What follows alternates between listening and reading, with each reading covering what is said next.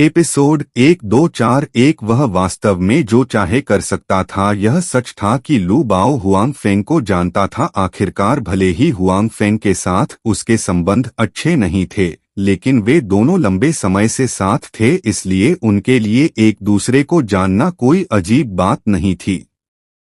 हालांकि सिर्फ इसलिए कि लू बाओ हुआंग फेंग को जानता था, इसका मतलब यह नहीं था कि उसके अधीनस्थ भी हुआंग फेंग को जानते थे। अभी अभी भीड़ की प्रतिक्रिया को देखते हुए वह समझ गया कि ये लोग एक दूसरे को लंबे समय से जानते थे। उन्होंने उसे पहले कभी नहीं देखा था, इसलिए वे लू बाओ की बातों से बहुत हैरान थे। अब वे हुआंग फेंग के खिलाफ विद्रोह करने और शाही दरबार में शामिल होने के मामले पर चर्चा कर रहे थे। हालांकि हुआंग फेंग के अचानक आगमन ने उन्हें आश्चर्यचकित कर दिया। क्या हुआंग फेंग को शहर छोड़ते समय सेना से दूर नहीं होना चाहिए था? इसके अलावा इस सिटी लॉर्ड के महल के बाहर कड़ी सुरक्षा थी। जब हुआंग फेंग अपने आदमियों के साथ अंदर आया तो बाहर से कोई प्रतिक्रिया क्यों नहीं हुई? हालांकि लू बाओ के ये अधीनस्थ लंबे समय से युद्धों से गुजरे थे, इसलिए भले ही उनके दिलों में संदेह था, लेकिन यह पहली बात थी जो उन्होंने की। हुआंग फेंग ने तलवारें निकाली जो उन्होंने पहनी थीं और यहाँ आ गए। वह बुरे इरादों के साथ आया होगा। वे यह भी चर्चा कर रहे थे कि हुआंग फेंग से कैसे निपटा जाए। दोनों पक्ष शांति से सहअस्तित्व में नहीं रह पाएंगे। मैं अब विद्रोही सेना का नया नेता हूँ। मैं अपने नियंत्रण में शहर देखने आया हूँ।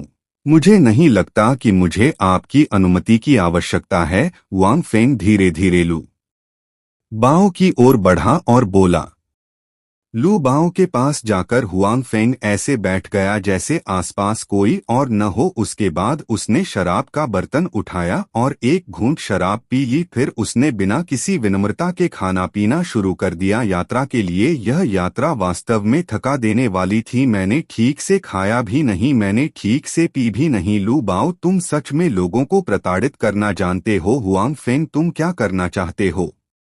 लू बाओ ने हुआंग फेंग की ओर देखा जो उससे थोड़ी ही दूरी पर बैठा था और हैरानी से पूछा। बेशक मैं आपकी टीम पर कब्जा करना चाहता हूं। हुआंग फेंग ने कहा, आपके पास यहाँ 1,00,000 सैनिक हैं। मैं सिर्फ उसे शाही दरबार में बचाव करते हुए नहीं देख सकता, तुम्हें पहले से ही पता है। लू बाओ चौंक गया और गुस्से में आ गया। वह जोर से चिल्लाते हुए खड़ा हो गया। 2.00 KB। बेशक, क्या आपको लगता है कि आपने जो किया वह बहुत गुप्त था? वास्तव में ऐसी बहुत सी चीजें नहीं हैं जो मैं कर सकता हूं। जानना चाहते हैं कि क्या गुप्त रखा जा सकता है? हुआंग फेंग सामान्य रूप से बोलते समय खाता पीता था। लापरवाही से लू बाओ ने उदास भाव से हुआंग फेंग को देखा, फिर एक शातिर स्वर में कहा, अभिव्यक्ति हुआंग फेंग, चूंकि आप जानते हैं कि मैं शाही अदालत में शामिल होना चाहता हूं, इसलिए आप अपने साथ इतने कम लोग क्यों लाए हैं?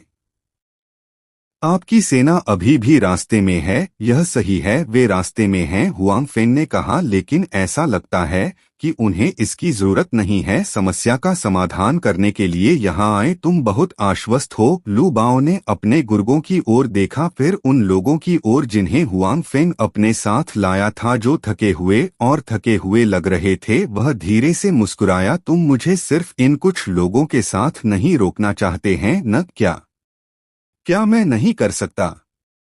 हुआंग फेंग ने उदासीनता से कहा, जनरल, उनके साथ बकवास मत करो। उन्हें मारना शाही दरबार के लिए एक महान योगदान होगा। लू बाओ के एक विश्वसनीय सहयोगी ने कहा, यह सही है, मुझे मारना और मुझे शाही दरबार में पेश करना वास्तव में एक महान योगदान है। हुआंग फेंग ने धीरे से कहा, हालांकि शर्त यह है कि आप मुझे मार सकें। हुआंग फेंग, मुझे पता है कि आपके पास कुछ कौशल है, लेकिन यह मेरा क्षेत्र है। आपको लगता है कि आपके कौशल कितने उपयोगी हैं? या आप अपने अधीनस्थों पर निर्भर रहना चाहते हैं? आप बहुत आश्वस्त हैं, लेकिन आप कोशिश कर सकते हैं। हुआंग फेंग, खाने और पीने के लिए जारी रखा जाओ, उन्हें मार डालो। हुआंग फेंग का सिर काट दो और मास्टर युवा को दे दो। चलो, पदोन्नति पाओ और साथ मिलकर खूब पैसा कमाओ।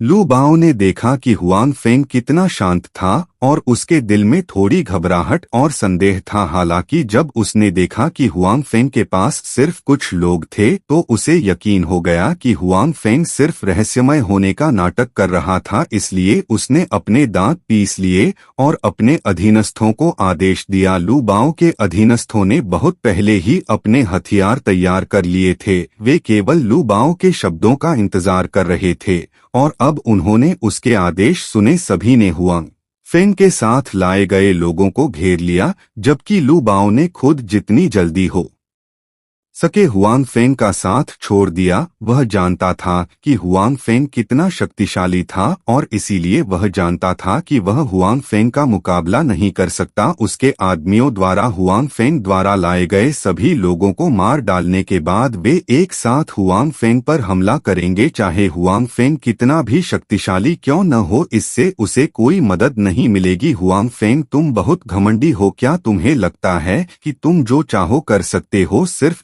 इसलिए कि तुम्हारे पास कुछ हुनर है? लू बाओ दूर खड़ा हुआ और हुआंग फेंग को देखने लगा, जो अभी भी खा पी रहा था। माफ करना, मैं अपने कौशल से जो चाहूं कर सकता हूं, हुआंग फेंग ने हल्के से कहा। फिर अपने आदमियों से धीमी आवाज में कहा, उन्हें मार डालो और फिर कुछ खाना खा लो। हमारे पास अभी भी आगे करने के लिए काम है। जी श्रीमान, हुआंग फेंग द्वारा लाए गए 5 गुलामों ने उसी समय जवाब दिया। वे पीछे नहीं हटे बल्कि इसके बजाय वे आगे बढ़ गए। वे लू बाओ के भरोसेमंद अधीनस्थों की भीड़ में घुस गए। चीखें लगभग एक ही समय पर सुनाई दी। लू बाओ, जो शुरू में बहुत शांत और आत्मविश्वासी था, जब उन दोनों ने शादी शुरू की थी, लड़ाई के दौरान उसके चेहरे की शांति गायब हो गई। फिर उसका चेहरा घबराहट में बदल गया, क्योंकि उसे पता चला कि जो लोग हुआंग फेंग से आए थे वे इंसान नहीं थे, बिल्कुल भी नहीं। वे बहुत ताकतवर थे।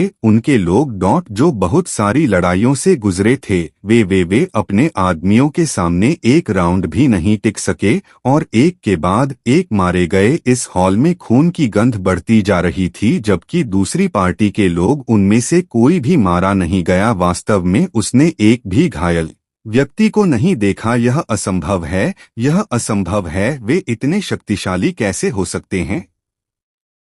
यह नकली होना चाहिए, यह एक भ्रम होना चाहिए। लू बाओ ने एक तरफा नरसंहार को देखा। यह उसकी कल्पना से बिल्कुल अलग था। उसे विश्वास नहीं हो रहा था कि उसने जो देखा वह सच था। वह इस तथ्य को स्वीकार नहीं कर सकता था। हालांकि चाहे वह इसे स्वीकार करे या न करे, उसके अधीनस्थ लगातार कम होते जा रहे थे। वे लगातार हुआंग फेंग के आदमियों द्वारा मारे जा रहे थे। लू बाओ को अब अपने आदमियों से कोई उम्मीद नहीं थी। अब भी उसके अधिकांश लोग अभी भी उसके पक्ष में थे।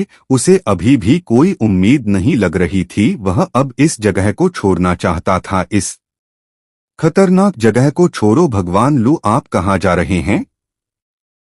हुआंग फेंग की आवाज नरक के राजा की तरह थी, जिससे लू बाओ का शरीर हिलना बंद हो गया। हालांकि लू बाओ थोड़ी देर के लिए ही रुका। उसके बाद उसने अचानक गति बढ़ाई और तेजी से बाहर भाग गया। हुआंग फेंग ने बस ऊपर देखा और उसकी पीठ पर मुस्कुराया। उसने परवाह नहीं की और धीरे धीरे खाना पीना जारी रखा। ऐसा लग रहा था जैसे उसे अपने आसपास की कोई परवाह ही नहीं थी। लू बाओ ने देखा कि हुआंग फेंग उसका पीछा नहीं कर रहा था और हुआंग फेंग के अधीनस्थों का उसे जाने से रोकने का कोई इरादा नहीं था। हालांकि उसे समझ में नहीं आ रहा था कि क्या हो रहा है, फिर भी वह अपने दिल में बहुत खुश था।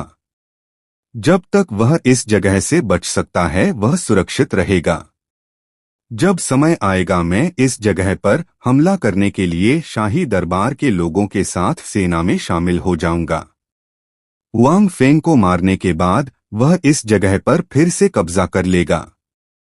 एपिसोड 1242। यह असंभव है, लेकिन लू बाओ के जश्न मनाने से पहले ही वह हॉल से बाहर भाग गया। अचानक उसे अपने सामने एक आकृति दिखी। फिर उस व्यक्ति ने उसकी छाती पर लात मारी और उसका शरीर बेकाबू होकर पीछे की ओर उछला। वह हॉल में भारी रूप से गिरा। लू बाओ ने अपनी छाती को रगड़ा और उठने की कोशिश की। उसके बगल में 2 लाशें थीं। वे जानी पहचानी शक्लें थीं। ये लोग अभी उनके साथ शराब पी रहे थे, लेकिन अब उनकी आंखें खुली हुई थीं। वहां हमेशा के लिए पछतावे के साथ लेटे हुए किसी को अब कोई परवाह नहीं थी। सर, घेरे से बाहर निकलो, हम उनके मुकाबले में नहीं हैं, जल्दी करो और हमारे भाइयों को मदद के लिए बुलाओ। किसी ने उत्सुकता से लुबाओ पर चिल्लाया। जाहिर है उन्हें एहसास हो गया था, हालांकि उनके पक्ष में बहुत सारे लोग थे, फिर भी वे हुआंग फेंग और अन्य लोगों के सामने कोई मुकाबला नहीं कर सकते थे।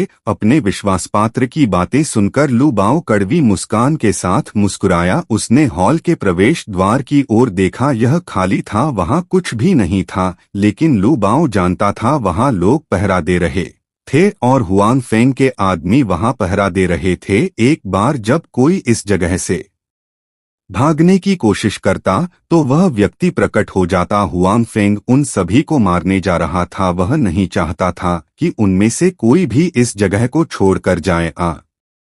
मैं तुम सबको मार डालूंगा। हुआंग फेंग क्या सोच रहा था, यह जानने के बाद लुबाओ की हिम्मत जाग उठी। उसे पता था कि इस जगह से निकलने का सिर्फ एक ही रास्ता है, वह था हुआंग फेंग का अपहरण करना। हालांकि उसे पता था कि हुआंग फेंग बहुत ताकतवर है, हालांकि उसके पास अपना सब कुछ देने के अलावा कोई दूसरा विकल्प नहीं था।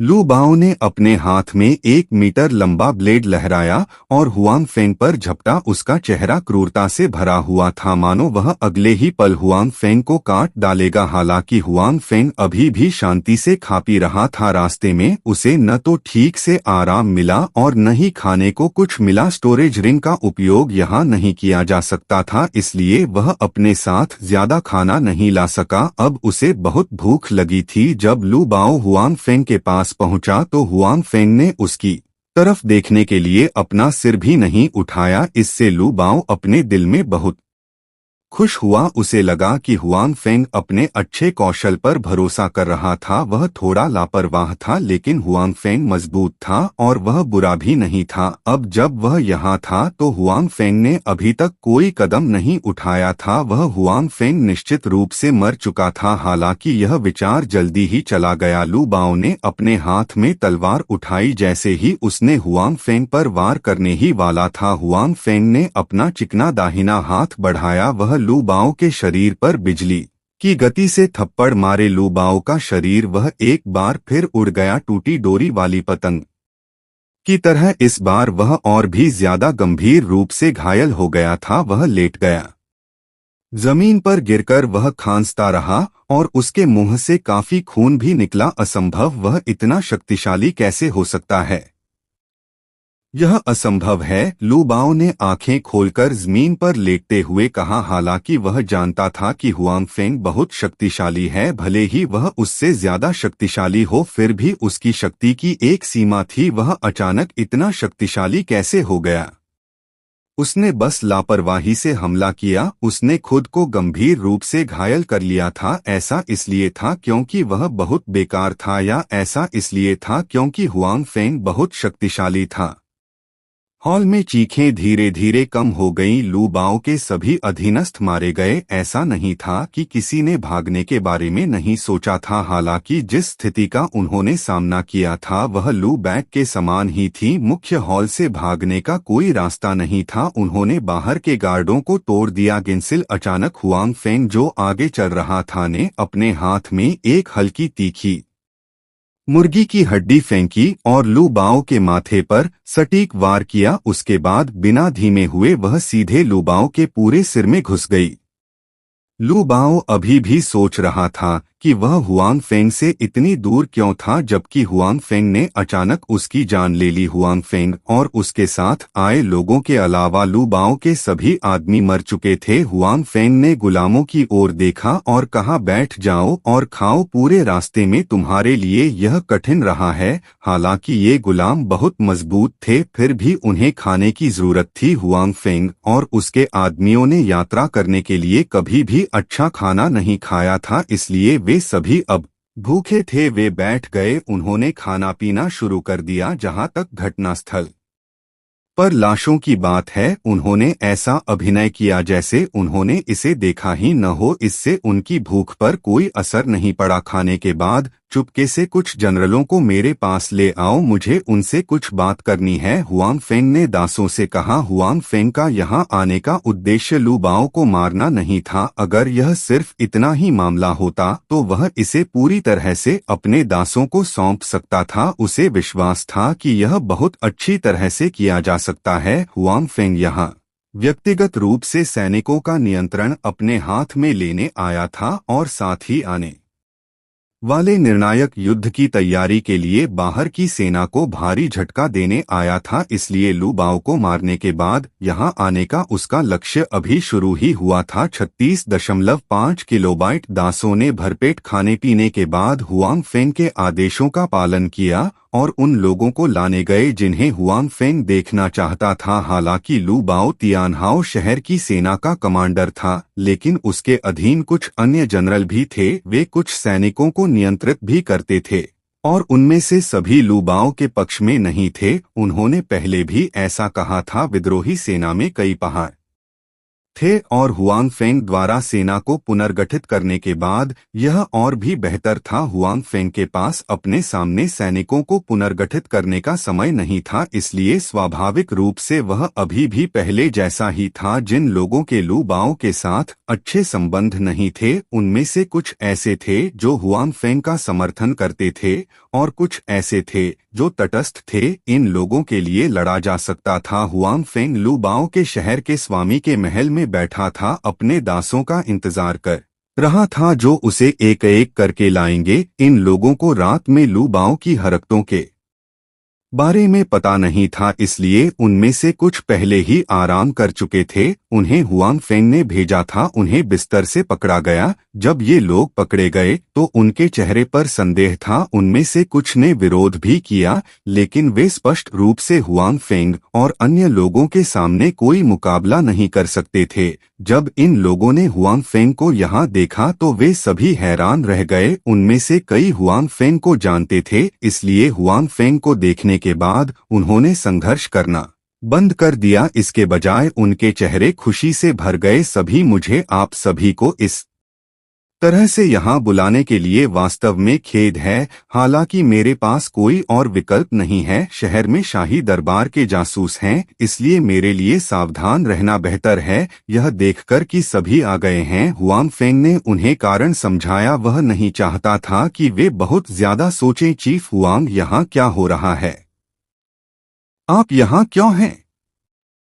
किसी ने पूछा। सेना में हर कोई जानता था कि हुआंग फेंग नेता बन गया है। पकड़े गए ये लोग सभी जनरल थे, इसलिए उन्हें स्वाभाविक रूप से इस बारे में पता था। हमें लू बाओ से शुरुआत करनी होगी, हुआंग फेंग ने मुस्कुराते हुए कहा।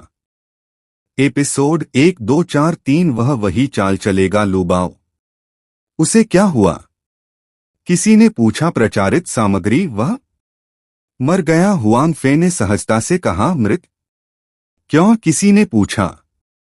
साथ ही वे सोच रहे थे कि क्या हुआंग फेंग का इरादा बंदरों को चेतावनी देने के लिए मुर्गी को मारना था, या शायद वह लू बाओ के सैन्य अधिकार को वापस लेना चाहता था। लेकिन लू बाओ सहमत नहीं था, इसलिए उसने लू बाओ पर हमला किया। क्योंकि हम दुश्मन के साथ मिलीभगत कर रहे हैं, हुआंग फेंग ने साफ साफ कहा। उसके बाद उसने अपने आदमियों को आदेश दिया कि वे लू बाओ की लाश को सबके सामने लाएं। अब जाकर इन लोगों ने पुष्टि की कि लू बाओ वास्तव में मर चुका था, दुश्मन के साथ दोषी। क्या मतलब है तुम्हारा? लू बाओ पहले ही गुप्त रूप से शाही दरबार के साथ एक समझौते पर पहुंच चुका है और शाही फरमान को स्वीकार करना चाहता है।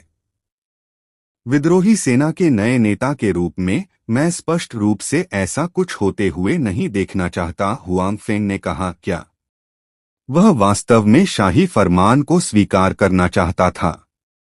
धिक्कार है, यह कमीना जिसने अपने बेटे को जन्म दिया और जिसके पास कोई गधा नहीं था, वह वास्तव में शाही दरबार में आत्मसमर्पण करना चाहता था। किसी ने तुरंत शाप दिया। ये लोग लू बाओ के बहुत करीब नहीं थे, ये वे लोग थे जो उसके बहुत करीब थे। हुआंग फेंग ने पहले ही उन सभी को मार डाला था और ये लोग वे थे जिन्हें लू बाओ ने नहीं मारा था। उनमें से कई लोगों को शाही दरबार से गहरी दुश्मनी थी। अब उन्होंने सुना कि लू बाओ शाही फरमान को स्वीकार करना चाहता था।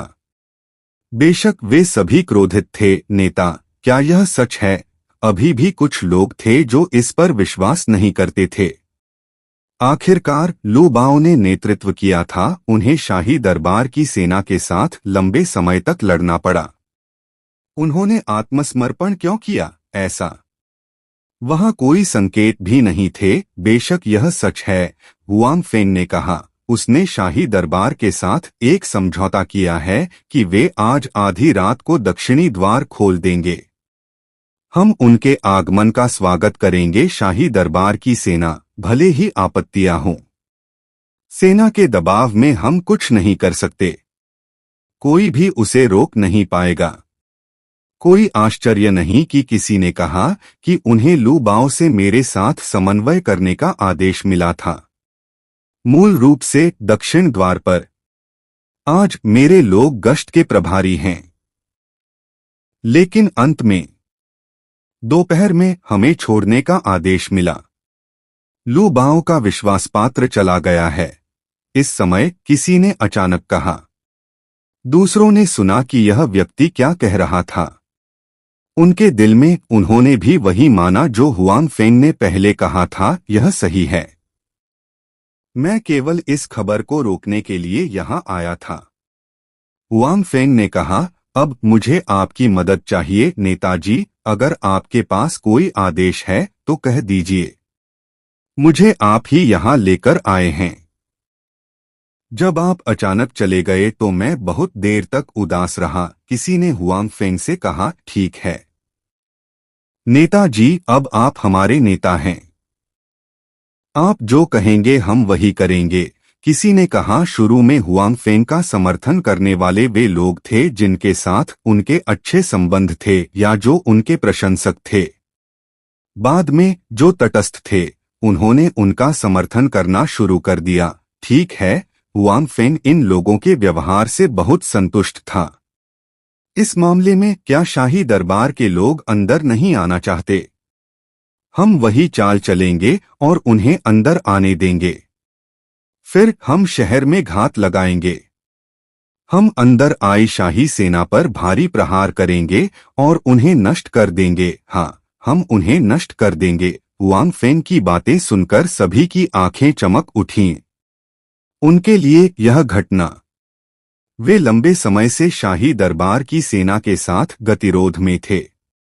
कोई भी दूसरे को कुछ नहीं कर सकता था और यह एक अवसर था।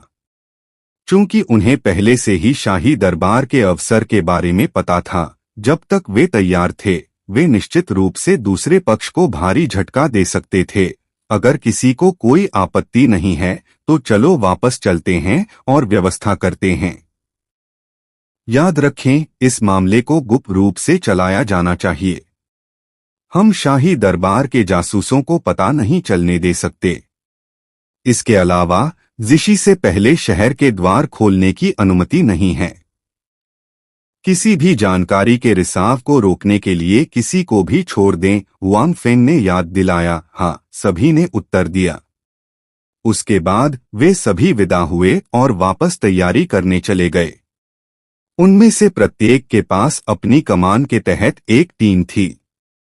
जब वे एक साथ इकट्ठे हुए तो यह कोई कमजोर नहीं था, बल इन लोगों के चले जाने के बाद हुआंग फेंग ने अपने गुलामों को उन पर नजर रखने के लिए नियुक्त किया। अपने पिछले अनुभव से उन्होंने सीखा था कि कुछ लोग अपना मन बदल लेते हैं जैसे ही वे चले गए। यह मामला बहुत महत्वपूर्ण था और हुआंग फेंग नहीं देखना चाहता था कुछ भी अप्रत्याशित घटित होना। निश्चित रूप से हुआंग फेंग की चिंताएं बिना कारण नहीं थीं। वापस लौटे तो वहां वास्तव में शाही दरबार के लोग थे या वे लोग थे जो वहां नहीं थे हुआंग फेंग के समान पक्ष। लौटने के बाद वे हुआंग फेंग की योजना को आगे बढ़ाना चाहते थे, शाही दरबार के लोगों को। हालांकि इससे पहले कि वे इसे अंजाम दे पाते, हुआंग फेंग उन्हें निगरानी के लिए रखा गया था। उन्हें मार दिया गया। समय धीरे धीरे बीतता गया। तियानहाओ शहर धीरे धीरे फिर से जीवंत हो रहा था। रात के आसमान के नीचे हर जगह अंतर्धाराएं बह रही थीं। और एक जानलेवा आभा लगातार बढ़ रही थी। शाही दरबार के जासूसों को लग रहा था कि कुछ गड़बड़ है और वे खबर फैलाना चाहते थे। हालांकि वे आमतौर पर कार्रवाई करने से पहले ही मारे जाते थे। शहर के बाहर तियानहाओ शहर से लगभग 2 मील दूर एक सेना वहां खड़ी थी। तियानहाओ शहर की दिशा में देख रही थी, जैसे कि वे किसी चीज का इंतजार कर रहे हों। मास्टर युआ, क्या लू बाओ वास्तव में जीशी में शहर का दरवाजा खोलने के लिए सहमत हो गया था? सामान्य कवच में एक आदमी ने मास्टर युआ से पूछा, जो एक विद्वान की पोशाक पहने हुए था। मैं कुछ समय से लूबाओ से लड़ रहा हूं। वह अचानक सेना को क्यों स्वीकार करना चाहता है? चिंता मत करो, यह नकली नहीं होगा, लॉर्ड युआन ने आत्मविश्वास से कहा। आज रात का ऑपरेशन होना चाहिए था, हालांकि यह मामला अत्यंत महत्वपूर्ण था। इसके अलावा उनकी राय में कोई खतरा नहीं था। अगर वह शहर में प्रवेश करते तो यह उनके लिए एक बड़ा योगदान होता। इसलिए उन्होंने पीछा किया। आप शायद नहीं जानते होंगे, लेकिन विद्रोही सेना के भीतर बदलाव हो रहे हैं। उनके नेता को बदल दिया गया है और नए नेता और लू बाओ के बीच कुछ समस्याएं हैं। जब तक नए नेता का पैर जमता रहेगा, लू बाओ की स्थिति की गारंटी नहीं होगी। वह व्यक्ति केवल अपने भविष्य की खातिर शाही फरमान को स्वीकार करने के लिए सहमत हुआ। उन्होंने अपना नेता बदल दिया है। यह कौन है? जनरल ने पूछा। हुआंग फेंग लंबे समय से इस पद पर नहीं थे और खबर दूर तक नहीं फैली थी।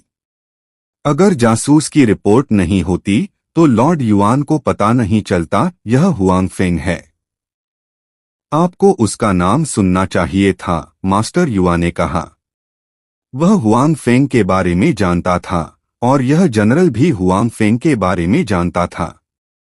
क्योंकि वह पहले भी हुआंग फेंग से लड़ चुका था, इसलिए उसे कोई फायदा नहीं हुआ। यह वही है। वह वापस आ गया है। हुआंग फेंग का नाम सुनकर वह आदमी चौंक गया। वह कोई अजनबी नहीं था। उस समय विद्रोही सेना की शक्ति एस जितनी महान नहीं थी। उसने सेना और हुआंग फेंग को लाया और उन्हें उसके हवाले कर दिया। अंत में वह वास्तव में हुआंग फेंग से हार गया जब उसके पास संख्यात्मक लाभ था। इसके अलावा वह युद्ध के मैदान में हुआंग फेंग द्वारा लगभग मारा गया था।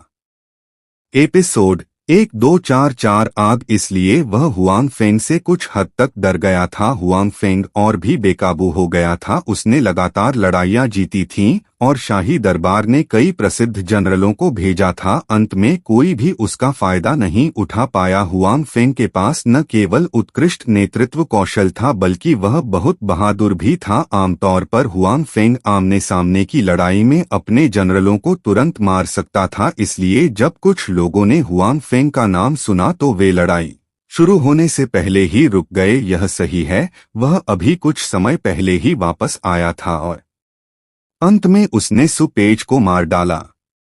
वह नेता बन गया। मास्टर युआ ने कहा, मुझे यकीन है कि आप जानते हैं कि हुआंग फेंग कितना शक्तिशाली है। एक बार जब वह सेना पर पूरा नियंत्रण कर लेगा तो हम उसे नष्ट कर देंगे।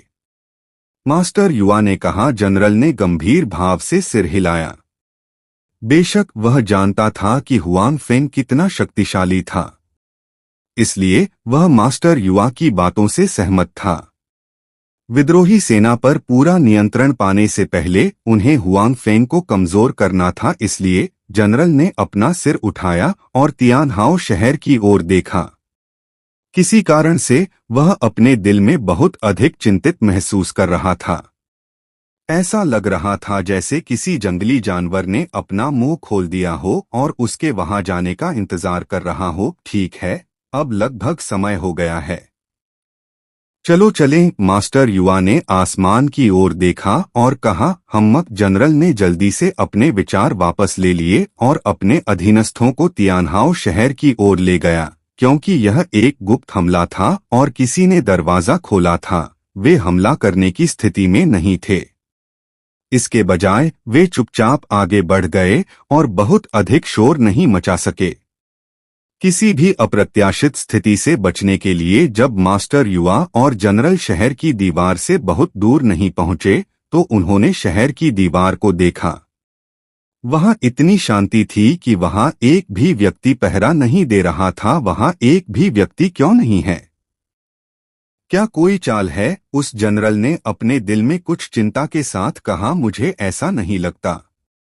उन पहरेदारों को लू बाओ द्वारा स्थानांतरित कर दिया जाना चाहिए था। यहां सर्वोच्च जनरल के रूप में उनके पास अभी भी कुछ अधिकार हैं, मास्टर युवा ने कहा। और इसी समय उनसे कुछ ही दूरी पर स्थित दक्षिणी शहर का द्वार धीरे धीरे खुला। भारी शहर का द्वार खुलते ही भारी चरमराहट की आवाज कर रहा था और इसे दूर से सुना जा सकता था। शहर का द्वार खुल गया, लॉर्ड युआन ने बड़ी खुशी से कहा, यह देखकर कि शहर का दरवाजा वादे के मुताबिक खुल गया है, जनरल को अपने दिल में उठ रहे संदेहों के बारे में सोचने की जरूरत नहीं पड़ी। उसने हाथ हिलाया और अपने पीछे खड़े सैनिकों से कहा, आगे बढ़ो, उन सबको मार डालो। सैनिक दहाड़ते हुए भागने लगे। इस समय अब छिपने की कोई जरूरत नहीं थी। वे पहले से ही शहर की दीवार के बहुत करीब थे। इसके अलावा दरवाजा खुलने की आवाज बहुत तेज थी। शहर के लोगों को भी यह आवाज सुननी चाहिए थी। जनरल भी दौड़कर अंदर आया। लॉर्ड युआन भी पीछे रहने को तैयार नहीं था और उसने अपने घोड़े पर सवार होना शुरू कर दिया। शाही दरबार के सभी सैनिकों के चेहरे पर उत्साह के भाव थे। जीत आने ही वाली थी। वहां एक भी व्यक्ति क्यों नहीं है? शहर के गेट में घुसने के बाद जनरल ने आसपास की स्थिति देखी और भी हैरान हो गया। क्या यह सब लू बाओ का काम हो सकता है? शहर के गेट के आसपास एक भी व्यक्ति नहीं था। हालांकि इस समय उसके पास ज्यादा सोचने का समय नहीं था। वह सिर्फ आगे की ओर भागता जा सकता था, क्योंकि पीछे वाले लोग अंदर क्या हो रहा है यह बिल्कुल भी नहीं देख पा रहे थे। वे सभी आगे की ओर भाग रहे थे। अगर आगे वाले लोग इस समय रुक जाते तो वहां भीड़ हो जाती। इसके अलावा उनकी सेना पहले ही शहर में प्रवेश कर चुकी थी। भले ही लू बाओ कुछ चालें खेलना चाहता था, लेकिन वे कुछ नहीं कर सकते थे। अरे, यह कैसी गंध है? अचानक जनरल को तेज गंध आई। तेल और शराब की गंध थी। अच्छा नहीं। जनरल ने कुछ सोचा और अपने आदमियों से कुछ कहने के लिए तैयार हो गया, लेकिन इस समय शहर की दीवारों और छतों से अचानक अनगिनत आकृतियां दिखाई दीं। वे सभी धनुष और बाण पकड़े हुए थे। सबसे महत्वपूर्ण बात यह थी कि वे धनुष और बाण आग से ढके हुए थे। पीछे हटो, सभी पीछे हटो। जनरल को पहले से ही पता था कि उन पर घात लगाकर हमला किया गया है और वह पूरी ताकत से चिल्लाया, हालांकि उसके शब्द बेकार थे। इस समय उसकी सेना पहले ही शहर में प्रवेश कर चुकी थी। हजारों लोग सड़कों पर जमा हो गए थे। शहर के दरवाजे पर खड़े लोगों को अभी भी यहाँ की स्थिति के बारे में पता नहीं था। वे अभी भी बेताब होकर अंदर भाग रहे थे और वह था उन्हें काटने और पीछे हटने की कोशिश कर रहा था। यह लगभग असंभव था। गोली चलाओ। उसी समय विद्रोही सेना की तरफ भी लोग जोर जोर से चिल्ला रहे थे, आदेश देते हुए। फिर उन लोगों के हाथ में रॉकेट थे जो जलते हुए रॉकेटों को बाहर निकाल रहे थे। तीर सब खत्म हो गया। एलटी यह स्थिति देखकर शाही दरबार के जनरल के चेहरे पर पराजय का भाव था और वह निराशा में अपने आप से बुदबुदा रहा था। हुआल उन जलते हुए धनुष और बाणों के जमीन पर उतरने के बाद उन्होंने आग जलाने के लिए तैयार की गई चीजों को जला दिया। आसपास के तेल और शराब ने आग को और फैला दिया। शाही दरबार के कई सैनिक पहले से ही आग में थे। आग लगने के बाद वे सभी जगह भाग गए। उनके बगल में मौजूद लोग भी आग में थे। दरअसल हुआंग फेंग और अन्य लोग इस बात से डरे हुए थे कि शाही दरबार के सैनिकों के घुसने के बाद इसलिए जलाने के लिए बहुत सी चीजें नहीं बची थीं। हालांकि शाही दरबार में बहुत सारे लोग थे और वे सभी एक साथ दबे हुए थे। अगर एक व्यक्ति आग में जलता तो उसके आसपास के लोग भी जल्दी से उसका पीछा करते। इसके साथ ही यह बात फैल गई और जल्द ही अधिक से अधिक लोग आग की चपेट में आ गए। आग भी बड़ी और बड़ी होती जा रही थी। गोली मार शहर की दीवार पर छत पर विद्रोही सेना ने लगातार गोलियां चलानी जारी रखी। हालांकि इस समय वे सामान्य तीर चला रहे थे। चूंकि नीचे बहुत सारे सैनिक थे इसलिए उन्हें लोगों को गोली मारने के लिए निशाना लगाने की भी जरूरत नहीं थी। शाही दरबार के सैनिक भी जवाबी फायरिंग कर रहे थे। हालांकि एक कोण और ऊंचाई के कारण और साथ ही वे आग की लपटों से घिरे हुए थे, उनके लिए शांतिपूर्वक वापस लड़ने का कोई रास्ता नहीं था। इसलिए उनका जवाबी हमला बहुत कमजोर था और इसका विद्रोही सेना पर ज्यादा असर नहीं हुआ। धमाका शहर की दीवार के ऊपर मौजूद सैनिकों ने तीरंदाज को छोड़कर शहर की रक्षा के लिए इस्तेमाल किए जाने वाले पत्थरों को उठाया और उन्हें नीचे फेंक दिया। आमतौर पर एक पत्थर से चट्टान का एक टुकड़ा गिर सकता है। जनरल को पहले ही तीर से मारा जा चुका था जो अचानक उसके पिछले तीर हमले में निकल आया था। यह तो यही कहा जा सकता है कि उसकी किस्मत खराब थी। ऊपर से उसके आसपास लोग भी थे। वह बचना भी चाहता तो नहीं था और वह लॉर्ड युआन और भी बुरा था। वह सदमे में अपने घोड़े पर सवार हो गया। वह फेंका गया और जलती हुई चीज पर गिर गया। फिर उसका पूरा शरीर आग की लपटों में था और वह चाहे कितनी भी कोशिश कर ले उससे छुटकारा नहीं पा सका। अंत में वह जिंदा जल गया। नरसंहार अभी भी जारी था। हुआंग फेंग ने खुद अपने आदमियों को शहर के दरवाजों की रखवाली के लिए बुलाया था। वह किसी को भी बाहर नहीं जाने देता था। इस बार वह शहर के लोगों को बुरी तरह से घायल करने वाला था। शाही दरबार की सेना एपिसोड 1, 2, 4, 5 विजय। क्योंकि तियानहाओ शहर में करीब 1 लाख विद्रोही सैनिक थे। भले ही लुबाओ ने उनकी मदद करने का वादा किया था लेकिन इस बार वह अपने साथ बहुत सारे लोगों को लेकर आया था यह सुनिश्चित करने के लिए कि वह तियानहाओ शहर के इस महत्वपूर्ण शहर पर कब्जा कर लेगा। शहर में घात लगाए बैठे सैनिकों ने जब हमला करना शुरू किया तो करीब 60 से 70 हजार शाही दरबारी सैनिक पहले ही शहर में घुस चुके थे। उसके बाद एक भीषण आग ने उन्हें अफरातफरी में डाल दिया। रात भी हो चुकी थी इसलिए वे लोग प्रभावी प्रतिरोध का आयोजन नहीं कर सकते थे। वे केवल हुआंग फेंग के सैनिकों द्वारा मारे जाने का इंतजार कर सकते थे। 20 से 30 हजार लोगों को अभी शहर में प्रवेश करना था। यह जानने के बाद कि अंदर कुछ हुआ है वे सहायता प्रदान करने के लिए पागलपन से शहर में प्रवेश करना चाहते थे और शहर के लोग शहर से भागना चाहते थे। इसलिए हुआंग फेंग और शहर के द्वार की रखवाली करने वाले अन्य लोग बहुत दबाव में थे। सौभाग्य से शहर के द्वार पर जगह सीमित थी। चाहे कितने भी सैनिक आ जाए वे बच नहीं पाएंगे। हुआंग फेंग और अन्य लोगों को एक बार में केवल इतने ही लोगों का सामना करना था। हुआंग फेंग ने अपने स्टोरेज बॉक्स से जितने भी गुलाम बदले थे उन्हें यहाँ रख दिया। उनमें से 20 से ज्यादा थे। वे सभी दूसरे दर्जे के शीर्ष योद्धा थे इसलिए वे इन साधारण सैनिकों से निपट सकते थे। शहर के सैनिक बाहर जाना चाहते थे लेकिन उनके सामने अवरोध थे इसलिए आंतरिक कलह अपरिहार्य था। शाही दरबार के सैनिक जो शहर छोड़ना चाहते थे, जो सैनिक आग की लपटों से बचना चाहते थे, उन्होंने अपने पूर्व साथियों पर अपनी तलवारें उठाईं।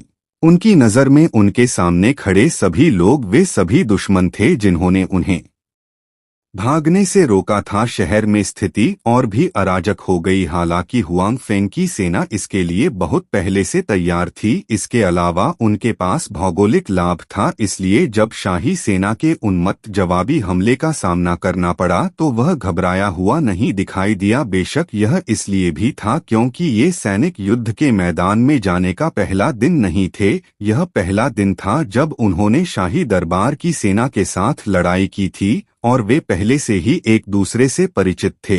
भले ही ये लोग पागल हो गए थे लेकिन उन्होंने अपना धैर्य नहीं खोया। लड़ाई भोर तक जारी रही। अंत में शहर के बाहर के सैनिकों को पता चल गया कि वे आगे नहीं बढ़ पाए, इसलिए उन्होंने हार मान ली और चले गए। हुआंग फेंग ने पीछा नहीं किया, इसके बजाय उसने अपनी सेना इकट्ठी की और शाही दरबार के सैनिकों को घेर लिया जो शहर में प्रवेश कर चुके थे। उनमें से कुछ सैनिकों ने शहर की नाकाबंदी तोड़ दी थी, विद्रोही सेना और भीतरी शहर में प्रवेश किया। वहां बहुत सारे लोग थे। इसके अलावा यह रात में यह अपरिहार्य था कि वह उन्हें जाने देगा, इसलिए जब अंत आया यहाँ तक कि हुआंग फेंग की विद्रोही सेना पूरे शहर में शाही दरबार के सैनिकों की तलाश कर रही थी, उन्हें ढूंढना केवल समय की बात होगी। चूंकि हुआंग फेंग व्यक्तिगत रूप से शहर के द्वारों की रखवाली कर रहा था, इसलिए कोई भी इसे तोड़कर अंदर नहीं जा सका। शहर में कोई भी व्यक्ति बाहर नहीं जा सकता था और शहर के बाहर कोई भी व्यक्ति अंदर नहीं आ सकता था। बेशक हुआंग फेंग ने इसके लिए भारी कीमत चुकाई थी। उसने जिन 3 गुलामों का आदान प्रदान किया था, क्योंकि वह मर चुका था और बाकी सभी घायल थे, वह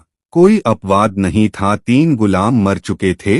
यह 300 मिलियन से ज्यादा का नुकसान था। हुआंग फेंग के लिए यह कोई छोटी रकम नहीं है। सौभाग्य से अंतिम परिणाम अभी भी अच्छा था। हुआंग फेंग बहुत संतुष्ट था। शहर में प्रवेश करने वाली शाही सेना को हुआंग फेंग और अन्य लोगों ने पूरी तरह से मिटा दिया और मार डाला। आग से लगभग 40,000 लोग जलकर मर गए। पूरे शहर में घिनौने मांस की गंध हवा में फैल गई। हुआंग फेंग ने अनुमान लगाया कि वह अगले कुछ दिनों तक मांस नहीं खाना चाहेगा। इसके अलावा उन्होंने 20,000 से ज्यादा लोगों को भी पकड़ लिया।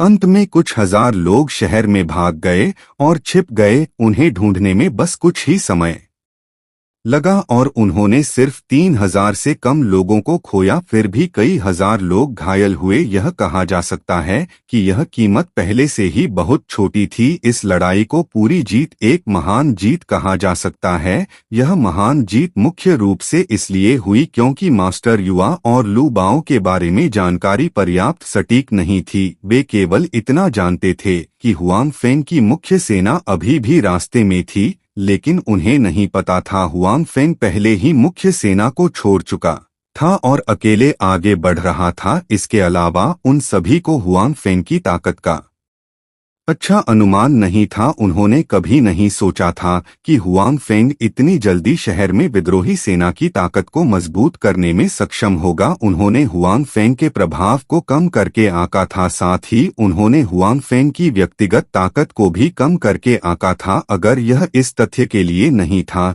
कि हुआंग फेंग अपने लोगों को प्रवेश द्वार की रक्षा के लिए लाया था, तो उन्होंने कभी नहीं सोचा होगा कि हुआंग फेंग इतने कम समय में विद्रोही सेना की ताकतों को इकट्ठा करने में सक्षम होगा। शहर में प्रवेश करने वाले कुछ लोग निश्चित रूप से शहर से भाग गए होंगे। उस समय वे बाहर के लोगों के साथ फिर से इकट्ठा होंगे और हुआंग फेंग के शहर पर जवाबी हमला करेंगे। शाही सेना के अलावा विजेता हारने वाला होगा, यह कहना अभी भी मुश्किल था। अंत में हुआंग फेंग के अस्तित्व और उसके द्वारा लाए गए लोगों की वजह से शहर के द्वार अभेद्य थे, कोई भी इसे तोड़ नहीं सकता था। इससे शाही दरबार की सेना को भी पूर्वाभास हो गया। घटना के बाद जब शहर के जनरलों ने हुआंग फेंग के बगल में खड़े लोगों को देखा तो उनकी निगाहें बदल गईं। वे सभी विशेषज्ञ थे, उनमें से 20 से ज्यादा थे।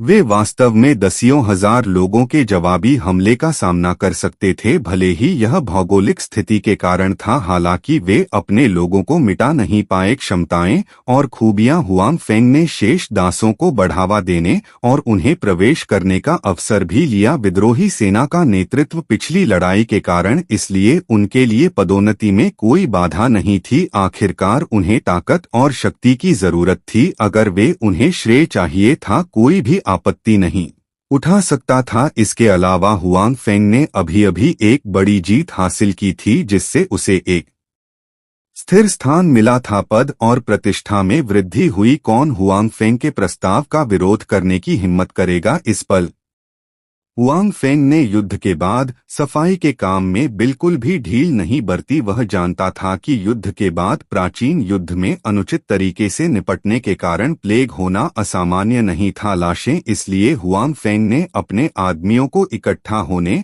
और सभी लाशों को जलाने का आदेश दिया। साथ ही उन्होंने पानी का उपयोग करके मैदान को साफ किया और शहर की सफाई बहाल करने का प्रयास किया। वे प्लेग फैलने की संभावना को न्यूनतम करना चाहते थे। इस लड़ाई के जरिए आम विद्रोही सेना के दिलों में हुआंग फेंग की स्थिति और भी ऊंची हो गई थी। वे इतने लंबे समय से बाहर शाही सेना के साथ गतिरोध में थे, लेकिन फिर भी वे इसके बारे में कुछ नहीं कर सकते थे। नतीजतन हुआंग फेंग अभी अभी आया था और वे पहले ही एक बड़ी लड़ाई जीत चुके थे। यह तुलना बहुत स्पष्ट थी। हुआंग फेंग के पिछले कामों को जोड़ते हुए एक पल में विद्रोही सेना में हुआंग फेंग की प्रतिष्ठा उच्चतम बिंदु पर पहुंच गई थी। हुआंग फेंग भी इससे बहुत संतुष्ट था। यह पूरी विद्रोही सेना को नियंत्रित करने में उसके लिए बहुत मददगार होगा। हालांकि अब उसे जो करने की जरूरत थी वह था कैदियों की भर्ती करना। उसके बाद वह अपने पीछे की सेना के आने का इंतजार करेगा, इससे पहले कि वह बाहर की सेना के साथ निर्णायक लड़ाई करे। हालांकि शाही दरबार की सेना ने इस बार 60 से 70 हजार लोगों को खो दिया था, लेकिन इससे शाही दरबार को पहले ही भारी नुकसान उठाना पड़ा था। हालांकि शाही दरबार की मुख्य सेना अभी भी वहां थी और विद्रोही सेना के साथ सामना करने वाली शाही सेना की संख्या 2 लाख से अधिक थी। उन्होंने 60 से 70 हजार लोगों को खो दिया था, जो हुआंग फेंग के शहर में सैनिकों की संख्या से भी अधिक था। हालांकि हुआंग फेंग के सुदृढ़ीकरण के आने के बाद शाही सेना को अब संख्या के मामले में लाभ नहीं होगा। एपिसोड 1, 2, 4, 6 पहल करें। 2 दिन बाद वांग दानियू और लियू जियुनहान सेना के बचे हुए 100,000 कुलीन सैनिकों के साथ तियानहाओ शहर पहुंचे। विशाल तियानहाओ शहर तुरंत भीड़ से भर गया। अभी अभी आए 100,000 सैनिकों को कुलीन सैनिक माना जा सकता है। वे सभी हुआंग फेंग द्वारा सावधानी से चुने गए थे। उनमें से ज्यादातर सुपेल के पुराने संस्थापक थे। हुआंग फेंग ने बूढ़े, कमजोर और विकलांगों को हटा दिया था और बाकी कुलीन सैनिक थे जो लड़ाई में अच्छे थे। उनमें से कुछ विद्रोही थे जो हुआंग फेंग के पक्ष में शामिल हो गए थे। अपने नेता को बदलने के बाद वे अभी भी हान सेना का अनुसरण कर रहे थे। इसके अलावा पहले की तुलना में वे अधिक आज्ञाकारी हैं। इसलिए एक बार जब ये 1 लाख सैनिक आ गए तो हुआंग फेंग की ताकत अचानक बहुत बढ़ गई। सैनिकों की कुल संख्या पहले ही 2 लाख से अधिक हो गई थी। उनके पास पहले से ही शहर के बाहर शाही सेना से लड़ने की ताकत थी। बेशक इन 2 दिनों में शाही दरबार की सेना भी निष्क्रिय नहीं थी। वे शहर पर हमला करने की जल्दी में नहीं थे। इसके बजाय वे भी अपने सुदृढ़ीकरण के आने का इंतजार कर रहे थे। लगभग उसी समय जब वांग दानियू और यह लोग तियानहाओ शहर पहुंचे, शाही दरबार के सुदृढ़ीकरण भी पहुंचे। इसके अलावा उनकी कुल संख्या पहले ही 3 लाख से अधिक हो चुकी थी। एक बार फिर उन्हें संख्या में बढ़त मिली। तियानहाओ शहर के आसपास तुरंत लगभग 5 लाख सैनिक इकट्ठा हो गए। काले बादलों ने आसमान को ढक लिया। युद्ध छिड़ने वाला था। नेताजी, अब हमें क्या करना चाहिए? तियानहाओ शहर में हुआंग फेंग ने देखा कि महत्वपूर्ण जनरल एकत्र हुए थे। यह पहली बार था जब उसने कोई सैन्य बैठक की थी और यह सबसे वरिष्ठ जनरल थे जिन्हें उसने इकट्ठा किया था। हान सेना के लगभग सभी वरिष्ठ जनरल यहाँ थे। इन 2 दिनों में हुआंग फेंग को इन जनरलों के बारे में कुछ समझ आ गई थी। उनमें से कुछ उसे वे बहुत पसंद थे, हालांकि साथ ही उसे कुछ लोग उतने पसंद नहीं थे और ये लोग उसका पूरा भरोसा हासिल नहीं कर पाए। हालांकि हुआंग फेंग इन लोगों को बदलने की जल्दी में नहीं था। आखिरकार वह अभी अभी नेता बना था और अभी तक पैर जमाना बाकी था। चीजों को धीरे धीरे लेना बेहतर था। इसके अलावा वह वास्तव में उन गुलामों को बढ़ावा देने की गुप्त तैयारी कर रहा था। यही उसका तरीका था। वे गुलाम उन जनरलों की जगह लेंगे जिनके बारे में हुआंग फेंग को अंत में चिंता थी। आज की बैठक का विषय निम्नलिखित कार्रवाइयों पर चर्चा करना था। दोनों देशों की सेनाएं, दोनों पक्ष कभी कभी समझ जाते थे कि युद्ध होने वाला है, अपरिहार्य। हालांकि वे इस युद्ध को कैसे लड़ सकते थे? अभी तक किसी को नहीं पता था और उन्हें इसकी जरूरत थी। दोनों पक्षों के जनरलों को निर्णय लेना है। हुआंग फेंग उठ खड़ा हुआ और कच्ची रेत वाली मेज के पास चला गया। उसने कुछ देर तक उसे देखा और फिर धीरे से कहा, पहले हमला करो, हमला करने की पहल करें। सभी लोग दंग रह गए। लियू जियुन ने कुछ संदेह के साथ पूछा, नेता, क्या आपका मतलब है कि हम शहर की दीवार का लाभ छोड़ दें और दुश्मन से लड़ने के लिए शहर छोड़ने की पहल करें? यह सही है। हुआंग फेंग ने सिर हिलाया और कहा, लेकिन उसकी आंखें अभी भी साधारण रेत की मेज को घूर रही थीं। लेकिन अगर ऐसा है तो हमारा लाभ नहीं रहेगा और संख्या के मामले में हम नुकसान में हैं। क्या हमारे जीतने की संभावना अधिक नहीं होगी? तियानहाओ शहर के एक गार्ड ने सावधानी से कहा। यह आदमी विनम्र था। अगर हुआंग फेंग की जगह कोई और ले लेता तो यह गार्ड उसे बेवकूफ कहकर जरूर डांटता, या वह शाही दरबार का जासूस था और वह वास्तव में ऐसा सुझाव देता। शहर की दीवारों का फायदा छोड़कर शहर के बाहर लड़ना। इसके अलावा यह ऐसी परिस्थितियों में था जहां लोगों की संख्या कम थी। क्या यह मौत को दावत देना नहीं था? पिछले समय में यह शाही दरबार की सेना थी जो हमला कर रही थी। विद्रोही सेना बचाव कर रही थी, जबकि विद्रोही सेना के पक्ष में सैनिकों की संख्या शाही दरबार की सेना जितनी बड़ी नहीं थी। वास्तव में दुश्मन के केवल आधे सैनिक ही ऐसे उपकरणों से लैस थे जो उनके जितने अच्छे नहीं थे। हालांकि वे तियानहाओ शहर की रक्षा करने में कामयाब रहे थे। इसके अलावा उन्होंने दुश्मन को बहुत नुकसान भी पहुंचाया था। यह सब शहर की दीवारों के लाभों पर आधारित था। तियानहाओ शहर की दीवारें बहुत ऊंची और मोटी थीं। हालांकि शाही दरबार के सैन्य उपकरण खराब नहीं थे, लेकिन शहर की दीवारों पर चढ़ना भी बहुत मुश्किल था। जब तक उनके पास शहर की दीवारें थीं, शाही दरबार की सेना उन्हें नष्ट करना चाहेगी। यह बहुत मुश्किल होगा। हुआंग फेंग स्वाभाविक रूप से इस बात को समझ गया। हालांकि अगर यह जारी रहा तो विद्रोही सेना के लिए यह फायदेमंद होगा। हालांकि 1 महीने का समय पूरा होने पर वह अचानक चला जाएगा। विद्रोही सेना अभी भी पराजित होगी और उसका समय सीमित था। उसने फैसला किया कि वह पहले की तरह बचाव जारी नहीं रख सकता। उसके पास शाही दरबार की सेना के साथ बर्बाद करने के लिए इतना समय नहीं था। क्या आप सभी सोचते हैं कि हमें शहर नहीं छोड़ना चाहिए?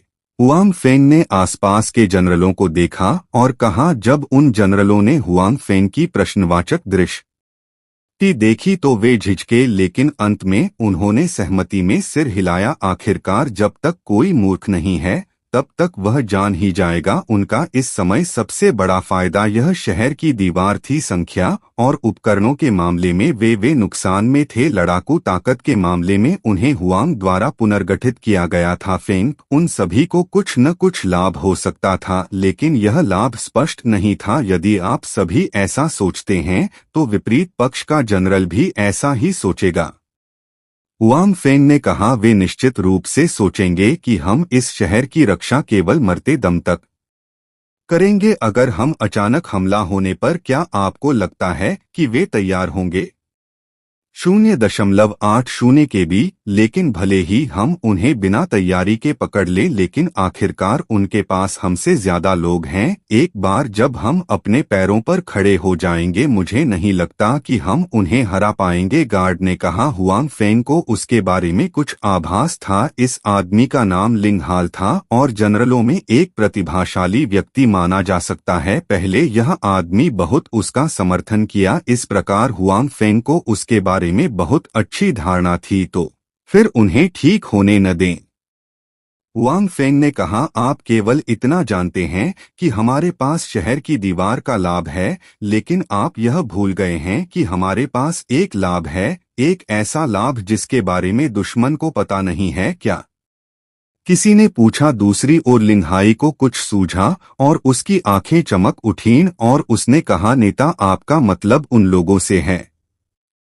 हुआंग फेंग ने उसे स्वीकृति भरी नजरों से देखा। यह व्यक्ति बहुत होशियार था। यह सही है, वे लोग जो पहले मेरे साथ शहर की रखवाली कर रहे थे।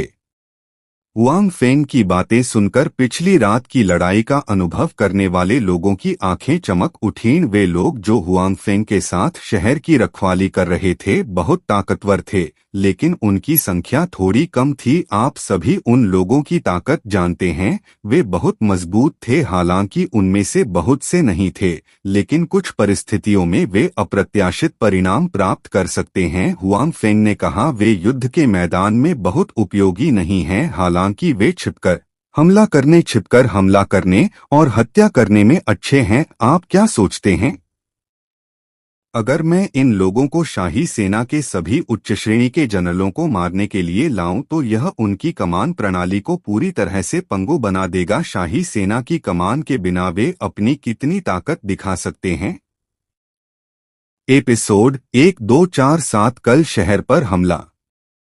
हुआंग फेंग की बातें सुनकर कई लोगों की आंखें चौड़ी हो गईं। ये वे जनरल थे जो अभी अभी आए थे और अभी तक उनकी क्षमताओं को नहीं देख पाए थे। नेताजी, क्या वे लोग वास्तव में उतने ही शक्तिशाली हैं जितना आपने कहा?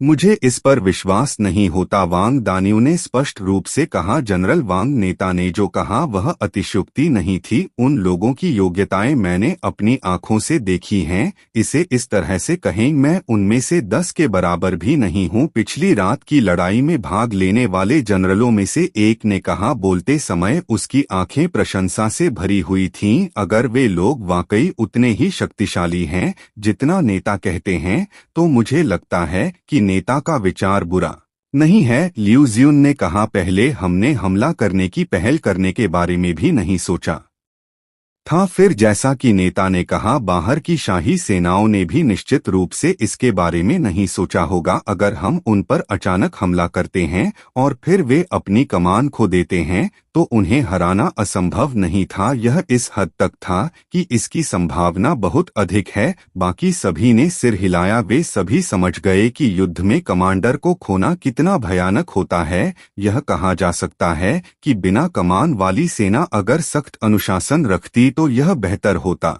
अगर उनका अनुशासन खराब होता तो वे अपनी सामान्य ताकत का 50% ही दिखा पाते। यह पहले से ही बहुत भाग्यशाली था। हालांकि शाही सेना की लड़ाकू ताकत अभी भी थी, लेकिन अनुशासन के पहलू का उल्लेख नहीं किया गया था। यह पिछली विद्रोही सेना से बहुत बेहतर नहीं थी। अब इतनी सारी विद्रोही सेनाएं क्यों थीं? उन्हें भ्रष्ट अधिकारियों और अराजक सैनिकों द्वारा मजबूर किया गया था। हान सेना के उच्च पदस्थ जनरलों में से कई को पहले भी सैनिकों द्वारा धमकाया गया था, इसलिए वे किसी और से बेहतर जानते थे कि एक बार सैनिकों ने नियंत्रण खो दिया क्या होगा। ठीक है, चूंकि कोई भी इसके खिलाफ नहीं है तो चलिए योजना की बारीकियों पर चर्चा करते हैं। हुआंग फेंग बहुत खुश हुआ जब उसने देखा कि हर कोई उससे सहमत है। इसका मतलब था कि उसकी योजना में कोई समस्या नहीं होनी चाहिए। साथ ही अगर सभी सहमत हैं तो क्रियान्वयन आसान होगा। जबकि हुआंग फेंग और अन्य लोग शाही सेना से निपटने के तरीके पर चर्चा कर रहे थे, शहर के बाहर शाही सेना भी इस बात पर चर्चा कर रही थी कि तियानहाओ शहर पर कैसे हमला किया जाए जहां हुआंग फेंग और अन्य लोग थे। वास्तव में हुआंग फेंग और अन्य लोगों को यह नहीं पता था कि सेना का कमांडर शाही सेना के कमांडर को हटा दिया गया था, सम्राट, क्योंकि वह लंबे समय तक तियानहाओ शहर पर हमला नहीं कर सका। लेकिन अब जो कोई भी जिसे बदला गया वह बहुत योग्य नहीं था। हालांकि वह एक बहुत अच्छा चाटुकार था। उसका नाम था वू फेंग। उसने शीर्ष पर पहुंचने के लिए चाटुकारिता पर भरोसा किया। इस बार वह आगे नहीं आया। देश की रक्षा के लिए लाइन में खड़ा होना पड़ा। इसके बजाय वह कुछ सैन्य क्रेडिट अर्जित करना चाहता था और फिर ताकि वह अपने आधिकारिक पद को फिर से उन्नत कर सके। जहां तक खतरे और असफलता की बात है तो उसने इसके बारे में बिल्कुल नहीं सोचा। इस बार वह फ्रंट लाइन का कमांडर इसलिए बन पाया क्योंकि उसके पास अब पर्याप्त आधिकारिक पद थे और दूसरा वह लंबे समय से सेना में था, इसलिए सम्राट ने उसे चुना था। हालांकि सम्राट को स्पष्ट रूप से नहीं पता था कि यह उच्च मानकों और निम्न मानकों वाला व्यक्ति था। हालांकि वह पहले सेना में रह चुका था, लेकिन वह नागरिकों को धमकाने में बहुत अच्छा था। हालांकि जब कोई युद्ध होता था तो वह हमेशा अपनी जान बचाने के लिए हर तरह के अवसर ढूंढता था। वह हमला करने और लड़ाई से बचने के लिए हर संभव कोशिश करता था। जहां तक रणनीति की बात है तो वह और भी ज्यादा थी। वह केवल मूल बातें सीखना जानता था, लेकिन वह एक जनरल की तरह था जो सैनिकों का इस्तेमाल ऐसे करता था जैसे वे भगवान हों, और वह हमेशा लोगों से कहता था कि उसके पास कोई मौका नहीं है, अन्यथा विद्रोह बहुत पहले ही शांत हो गया होता। और इस बार उसे आखिरकार अपना हुनर दिखाने का मौका मिला। यह वू फेंग अभी भी अपने दिल में बहुत उत्साहित था। उसके हिसाब से उसकी सेना में उसकी सेना से ज्यादा सैनिक थे, उनके उपकरण विद्रोही सेना से बेहतर थे और उनकी लड़ाकू ताकत भी कम नहीं थी। इसलिए उसके पास हाओतियन शहर को न जीत पाने का कोई कारण नहीं था। वू फेंग की नजर में वह सिर्फ एक कचरा था। क्या घेराबंदी की सीढ़ियां और गुलेल तैयार हैं? वू फेंग ने अपने सहायक से पूछा। सर, वे सभी अपनी स्थिति में हैं। वू फेंग ने संतोष में सिर हिलाया, क्योंकि वह चापलूसी करने में माहिर था। उसने शाही दरबार में बहुत से लोगों को जान लिया था। वह श्रेय पाने के लिए अग्रिम पंक्ति में आया था, इसलिए वह निश्चित रूप से युद्ध जीत जाएगा। राजधानी छोड़ने से पहले अपने स्वयं के साधनों के माध्यम से उसने काफी संख्या में घेराबंदी के हथियार प्राप्त किए थे। इस समय वे पहले से ही स्थिति में थे। ठीक है, तो हम कल शहर पर हमला करेंगे, वू फेंग ने संतोष के साथ कहा। मास्टर, हमने अभी अभी वहां 60 से 70 हजार भाई खोए हैं, इसलिए सावधान रहना बेहतर है। तियानहाओ शहर के बचाव दल में कुछ क्षमता है, सहायक ने सावधानी से कहा। तियानहाओ शहर में 60 से 70 हजार सैनिकों का नुकसान भी एक कारण था, जिसके कारण फ्रंटलाइन के कमांडर को बर्खास्त कर दिया गया था। हालांकि इससे यह भी पता चला कि तियानहाओ शहर पर हमला करना बहुत आसान था। वू फेंग और सुदृढ़ीकरण अभी अभी आए थे, बहुत समय पहले की बात है, और उन्हें अभी भी स्थिति की विस्तृत समझ नहीं मिली थी। सहायक को थोड़ा असहज महसूस हुआ कि वे हमला करने की जल्दी में थे। डरने की क्या बात है? क्या हुआंग फेंग के पास अभी भी 3 सिर और 6 हाथ हैं? वू फेंग ने दुखी होकर कहा। पहले के वे जनरल सब बेकार थे। अगर वे न होते, क्या हुआंग फेंग जो विद्रोही सेना का हिस्सा था अब प्रसिद्ध हो सकता है? मेरी राय में ऐसा नहीं है कि हुआंग फेंग शक्तिशाली है, बल्कि पहले के जनरल बहुत शक्तिशाली थे। बेकार 5.10 केबी। जब एडजुटेंट ने वू फेंग की बातें सुनी तो उसने अपना सिर नीचे किया और धीमी आवाज में कहा, हुआंग फेंग में अभी भी कुछ क्षमता है। वू फेंग ने सहायक की ओर देखा और सहायक ने तुरंत कुछ कहने की हिम्मत नहीं की, कुछ भी। हालांकि एडजुटेंट वू फेंग की बातों से स्पष्ट रूप से सहमत नहीं था। यह डिप्टी पहले भी हुआंग फेंग से लड़ चुका था और जानता था कि हुआंग फेंग कितना शक्तिशाली है। यह निश्चित रूप से वू फेंग की बातों की वजह से नहीं था। हुआंग फेंग वाकई काबिल होगा, अन्यथा वह हर बार लड़ाई जीतने में सक्षम नहीं होता। हालांकि यह स्पष्ट था कि वू फेंग उसकी बात नहीं सुनेगा, इसलिए एडजुटेंट के पास अपना मुंह बंद रखने के अलावा कोई विकल्प नहीं था, ताकि वह पिछले कमांडर जैसी स्थिति में न फंस जाए। ठीक है, तो यह तय हो गया, हम कल शहर पर हमला करेंगे। वू फेंग एडजुटेंट के रवैये से बहुत संतुष्ट था। उसने पहले कभी हुआंग फेंग से लड़ाई नहीं की थी, इसलिए जब सभी ने कहा कि हुआंग फेंग बहुत शक्तिशाली है तो उसे यह कोई बड़ी बात नहीं लगी। हाँ, चूंकि वू फेंग ने पहले ही आदेश दे दिया था, इसलिए एडजुटेंट कुछ और नहीं कह सका। वह केवल अपना आदेश दे सकता था। जनरलों को आदेश मिलने के बाद उन्होंने कोई आपत्ति नहीं की। आखिरकार वे शहर पर हमला करने के लिए यहाँ आए थे। अब कमांडर ने उन्हें कल हमला करने का आदेश दिया, तो चलो हमला करते हैं। वैसे भी इस समय के दौरान वे अक्सर शहरों पर हमला करते थे, इसलिए इसमें कुछ खास नहीं था। हालांकि नीचे के कई जनरलों को यह नहीं पता था कि उनके सामने का कमांडर अब लू बाओ नहीं था, इसके बजाय यह हुआंग फेंग था। इस युग में समाचार हमेशा धीमी गति से आते थे। जब वू फेंग को यह खबर पता चली तो उसने नीचे के लोगों को नहीं बताया। वह नहीं चाहता था कि जब वे शहर पर हमला करें तो वे डरें। एपिसोड 1, 2, 4, 8 मुझे समझ नहीं आया।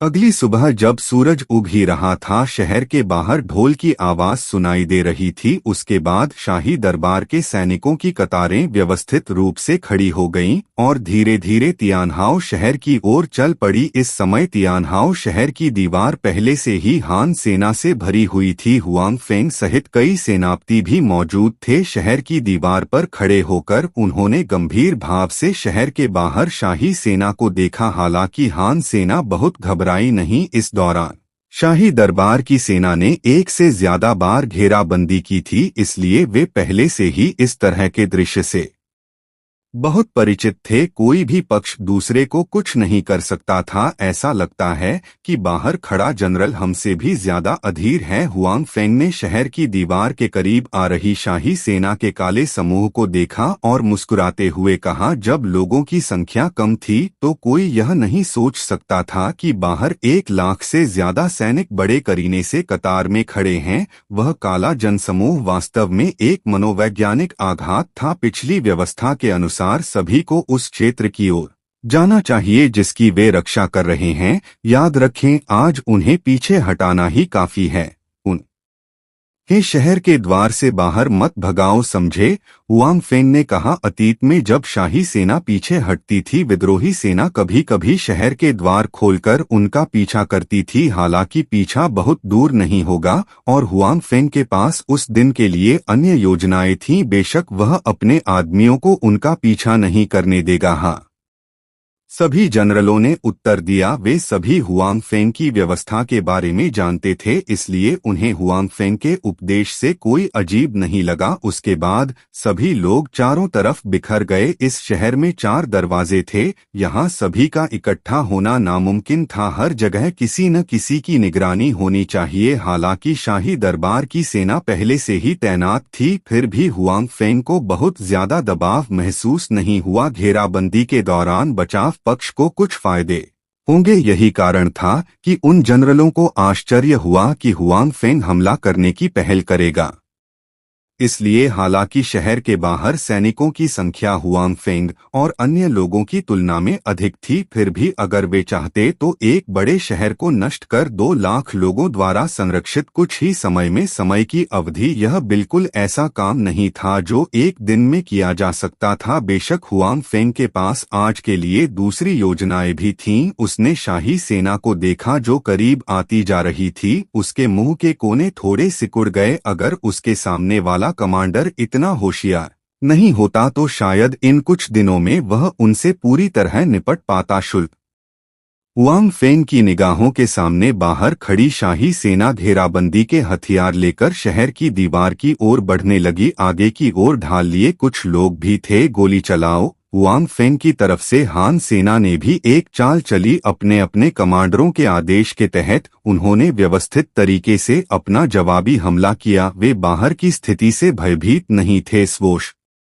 हुआंग फेंग ने अपना दाहिना हाथ आगे बढ़ाया और धनुष और तीर को सही से पकड़ लिया जो उसके चेहरे की ओर उड़ रहा था। फिर उसने उसे नीचे की ओर फेंक दिया। शाही दरबार के एक सैनिक को गोली मार दी गई और घेराबंदी की सीढ़ी से नीचे लुढ़का दिया गया। उसने अपने पीछे के 2 लोगों को भी नीचे गिरा दिया, क्योंकि यह पहली बार नहीं था जब वे एक दूसरे से लड़ रहे थे। इसके अलावा यह पहली बार नहीं था जब वे एक दूसरे से लड़ रहे थे। वू फेंग खुद भी जल्द से जल्द इस शहर को जीतने की उम्मीद कर रहा था, इसलिए यह घेराबंदी शुरू से ही एक सफेद गर्म स्थिति में प्रवेश कर गई थी। दोनों पक्ष आगे पीछे लड़े जैसे कि वे बिल्कुल भी विनम्र नहीं थे। मौतों की संख्या लगातार बढ़ रही थी। सामान्य तौर पर क्योंकि उन्होंने बहुत जल्दी हमला किया, इसलिए शहर की दीवारों का लाभ भी था। इसलिए शाही सेना का नुकसान हान सेना के नुकसान से बहुत अधिक था। हुआंग फेंग इस स्थिति से हैरान नहीं था और न ही वू फेंग। हालांकि नुकसान बढ़ रहा था, फिर भी उसने मुंह नहीं सिकोड़ा। वह अभी भी चाहता था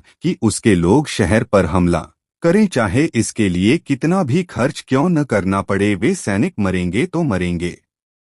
किसी भी मामले में जब तक वह ठीक था तब तक सब ठीक था। वह युद्ध में कैसे नहीं मर सकता था। उसे बस अंत में जीतना था। प्रक्रिया के लिए वू फेंग को लगा कि उसे इस बात की चिंता नहीं थी कि युद्ध में कितने लोग मरेंगे। वह केवल जीत चाहता था।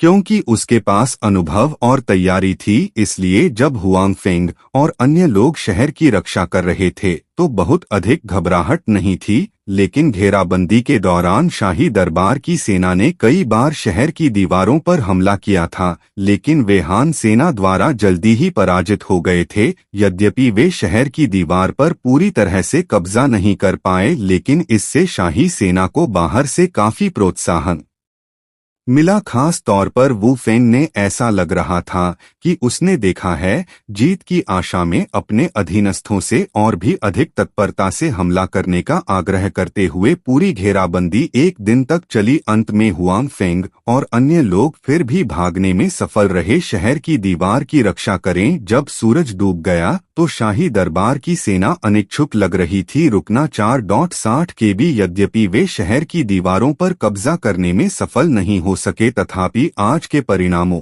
के संबंध में वू फेंग अभी भी बहुत संतुष्ट था। साथ ही उसके दिल में और भी अधिक दृढ़ता से भावनाएं थी। हुआंग फेंग की योग्यता को बढ़ा चढ़ाकर बताया गया था। वह पिछले कमांडर इन चीफ थे। वह तो बस एक बेकार का टुकड़ा था जो इतने लंबे समय से हमला कर रहा था। नतीजा उतना अच्छा नहीं था। उनकी पहली जीत के रूप में अच्छा है। नीचे के लोगों को आराम करने का समय मिल जाए और कल शहर पर हमला जारी रखना चाहिए। तुम्हें मेरे लिए शहर की दीवार गिरानी होगी, वू फेंग ने अपने सहायक से कहा। हाँ। सहायक ने उत्साही वू फेंग को देखा और कुछ कहना चाहा, हालांकि उसने जोर से नहीं कहा। दरअसल आज की लड़ाई के बारे में उसे समझ में नहीं आया कि क्या हो रहा है। आमतौर पर जब शहर में विद्रोही सेना के पास कोई सुदृढ़ीकरण नहीं होता तो अब उनके पास सुदृढ़ीकरण क्यों था?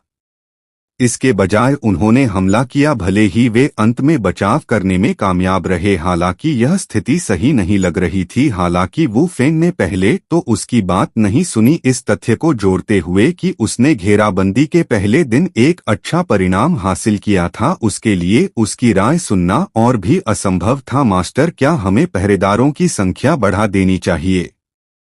मुझे बस डर लग रहा है। जैसे ही वह तंबू से बाहर निकलने वाला था, सहायक ने पूछा। उसे लगा कि वू फेंग ने पहरेदारों के लिए बहुत कम लोगों की व्यवस्था की है। तुम किस बात से डरते हो? क्या तुम्हें डर है कि वे आकर शिविर चुरा लेंगे? वे शायद हर समय शहर की दीवार के अंदर रहना चाहते हैं। वे बाहर आने की हिम्मत कैसे कर सकते हैं? वू फेंग ने लापरवाही से कहा, आज हम एक दिन से शहर पर हमला कर रहे हैं। हर कोई थक गया है। अगर मैं अभी भी उन्हें आराम नहीं करने देता, कल शहर पर हमला करने में मेरी मदद कौन करेगा? हमें आम सैनिकों के बारे में सोचना होगा। वू फेंग को गरिमापूर्ण तरीके से उपदेश देते हुए सुनकर डिप्टी ने सहमति में सिर हिलाया। हालांकि उसके दिल में तिरस्कार भरा हुआ था। जब वू फेंग दिन के दौरान अकेला होता था तो उसे अपने सैनिकों की जान की परवाह नहीं होती थी। उसने शहर पर हमला करने के लिए बेताब होकर अनुरोध किया। अब उसे अपने सैनिकों पर तरस आने लगा। वे पहले क्या कर रहे थे? एडजुटेंट के तंबू से चले जाने के बाद भी उसे लगा कि कुछ ठीक नहीं है। उसने चुपके से अपने मातहतों को पहरा देने की व्यवस्था कर दी। उसे हमेशा लगता था कि आज की घेराबंदी में कुछ अजीब बात है। हालांकि अगले दिन की सुबह तक कुछ नहीं हुआ। शहर में विद्रोही सेना शिविर चुराने नहीं आई। एडजुटेंट भी सोचने लगा, क्या उसने बहुत ज्यादा सोचा? विद्रोही सेना तो विद्रोही सेना थी, तो उन्हें इतनी सारी रणनीतियां कैसे पता थीं? एपिसोड 1249 निर्णायक युद्ध का दिन। अगले दिन घेराबंदी जारी रही। अभी सूरज उगने का समय था। शाही दरबार की सेना ने हमला किया। वे एक दिन तक लड़े। इस दौरान शाही दरबार की सेना ने एक बार फिर शहर की दीवारों पर हमला किया। उन्होंने कल से भी ज्यादा हमले किए। जितना ज्यादा समय लगा, शाही सेना के सेनापति उतने ही खुश हुए। साथ ही शाही सेना के जनरलों को और भी खुशी इस बात से हुई कि उन्हें एहसास हुआ कि शहर में विद्रोहियों की संख्या थोड़ी कम हो गई है। हालांकि यह बहुत स्पष्ट नहीं था, फिर भी उन्हें लगा कि शहर में विद्रोहियों की संख्या अपर्याप्त थी। इसका मतलब यह था कि कल की घेराबंदी में न केवल शाही दरबार ने बहुत सारे सैनिकों को खो दिया था, विद्रोही सेना ने भी बहुत सारे लोगों को खो दिया था। वू फेंग इस बात से बहुत खुश था। शाही सेना ने बहुत से लोगों को खो दिया था, उसे वास्तव में इसकी चिंता नहीं थी। उसे इस बात की चिंता थी कि क्या विद्रोह को नष्ट किया जा सकता है।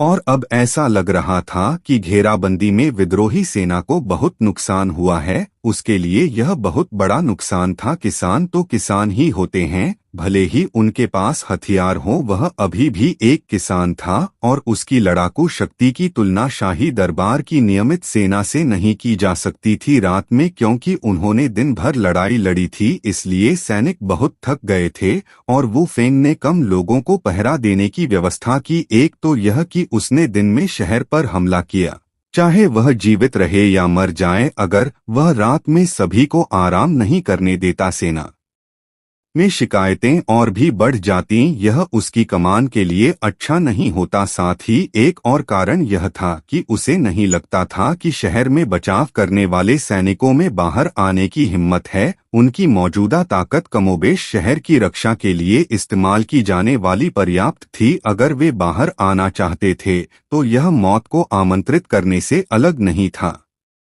दूसरे सेनापतियों के भी यही विचार थे। खास तौर पर इन 2 दिनों में उन्होंने कई बार शहर की दीवारों पर हमला किया था, जिसका मतलब था कि शहर के अंदर रक्षात्मक शक्ति बहुत मजबूत नहीं थी। अगर ऐसा होता तो शहर में मौजूद विद्रोही सेना बाहर नहीं आ पाती। इसके अलावा यह पहली बार नहीं था जब उन्होंने इस विद्रोही सेना के साथ लड़ाई लड़ी थी। यहाँ लड़ाई सिर्फ 1 दिन तक नहीं चली थी। हालांकि इससे पहले उन्होंने कभी बाहर आने की पहल नहीं की थी। दूसरी ओर सहायक को लगा कि कुछ गड़बड़ है, इसलिए उसने अपने लिए एक व्यवस्था की, लोगों को पहरा देने के लिए कहा। हालांकि उस रात कुछ नहीं हुआ और उसके अधीनस्थों ने सोचा कि उसकी हरकतें अनावश्यक थीं। अगले कुछ दिनों में शाही सेना तियानहाओ शहर पर हमला शुरू कर देगी। सूरज उग आया उसी समय जब उन्होंने एक बड़ी कीमत चुकाई तो उन्होंने यह भी पाया कि शहर की दीवार पर रक्षा करने वाले सैनिकों की संख्या दिन प्रतिदिन कम होती जा रही थी और संख्या शहर की दीवार पर हमला करने वालों की संख्या बढ़ती जा रही थी। पूरा तियानहाओ शहर ऐसा लग रहा था कि वे टूटने के कगार पर हैं। ऐसा लग रहा था कि जब तक वे और प्रयास करेंगे वे शहर को नष्ट करने में सक्षम होंगे और रात में गश्त करने वाले लोगों की संख्या कम होती गई। आखिर हर दिन शहरों पर हमला करना उनके लिए बहुत थका देने वाला था। रात में कौन थोड़ी देर और सोना नहीं चाहेगा।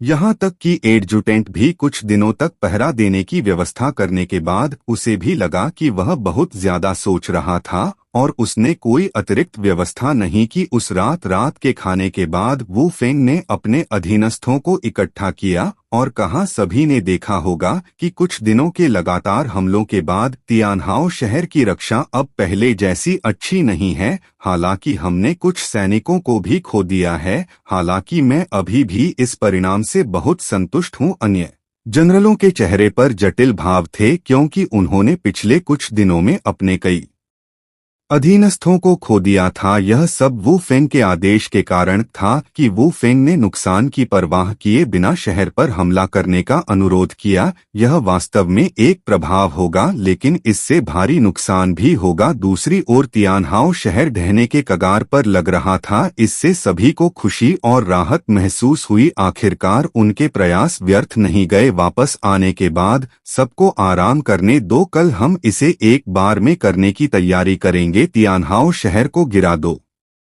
वू फेंग ने कहा। वह अब और इंतजार नहीं करना चाहता था। इसके अलावा उसे यह भी लगा कि अंतिम लड़ाई का दिन आ गया है। पिछले कुछ दिनों में तियानहाओ शहर को जो नुकसान हुआ है वह निश्चित रूप से कम नहीं था। शहर की दीवार पर सैनिकों की संख्या स्पष्ट रूप से कम हो गई थी। हालांकि सैनिकों की संख्या उनके जितनी नहीं थी। हालांकि यह विद्रोही सेना के लिए भी एक बड़ा झटका था। हाँ, सभी ने जवाब दिया और व्यवस्था करने के लिए वापस चले गए। कल लड़ने के लिए सभी की स्थिति सबसे अच्छी हो, इसके लिए वू फेंग ने उस रात पहरा देने के लिए लोगों की व्यवस्था भी नहीं की। वैसे भी इतने दिनों के बाद कुछ भी अप्रत्याशित नहीं हुआ था। इसके अलावा शहर में बचाव करने वाले सैनिकों की ताकत पहले से भी कमजोर थी। उनके लिए बाहर आना और भी असंभव था। एडजुटेंट भी बाहर चला गया। वह मूल रूप से अपने अधीनस्थों के लिए व्यवस्था करना चाहता था, हालांकि यह सोचकर कि उसके अधीनस्थ इन कुछ दिनों में लगातार लड़ाई से कैसे थक गए थे। इसके अलावा उनके पास पहले से कुछ शिकायतें थीं। आखिरकार दूसरों को पहरा देने की जरूरत नहीं थी और उन्हें जाने दिया। पूरी रात वहां खड़े रहने के बाद उन्हें कुछ नहीं मिला। वे इस तथ्य को बर्दाश्त नहीं कर सकते थे कि वे शहर पर हमला करने जा रहे थे अगले दिन। इसलिए अंत में सहायक ने पहरा देने और गश्त करने के लिए लोगों की व्यवस्था नहीं की। उसी समय हुआंग फेंग को अपने एक गुलाम से एक रिपोर्ट मिली। उसने अपने साथियों को इकट्ठा किया, जनरलों से कहा, सब लोग, अंतिम लड़ाई आज रात होगी। नेता ने लड़ने का फैसला किया है। बढ़िया। कुछ दिनों में मेरा दम घुटने लगेगा। मुझे मारना ही होगा। आज रात मैं अपने दिल की इच्छा पूरी करूंगा। वांग दानियू ने उत्साहित भाव से कहा, यह सही है। मैं उन लोगों को हर दिन अपनी ताकत का प्रदर्शन करते हुए देखकर थक गया हूं। आज रात मैं उन्हें बता दूंगा कि हम सचमुच शक्तिशाली हैं।